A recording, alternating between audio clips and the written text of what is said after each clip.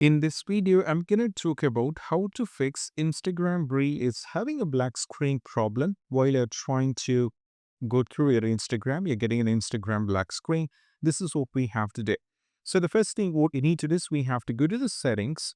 Now from here, navigate to the general, and from here, navigate to the iPhone storage. And right now from here, what you need to do is we have to scroll it down all the way down and navigate to the Instagram, and there is an option called offload Instagram. We have to tap on it and go for offload app.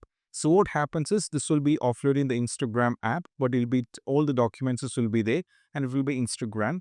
Now afterwards, instead of delete app here, you'll be having an option called reinstall app. Just go for the reinstall, and afterwards you just need to go back to the Instagram and you just need to check over here.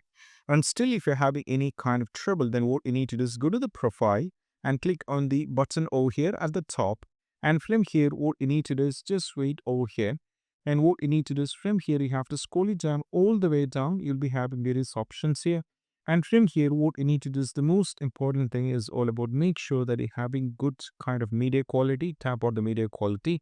And right now, there is an option called use less mobile data. If it's been turned on, that is the reason why this is happening. So try turning off this option if it is turned on. If it is on, try turning off this. If you turn it on, the less mobile data may affect your experience with the Instagram. The photos and videos may take a longer time to load. So that is one of the reasons why this is happening. So once after you have to check with it, and still if there is an issue, just go back to the settings. Now from here, go to the general, and from here you have to scroll it down and navigate to the transfer or reset. Go to the reset and try for the reset network settings.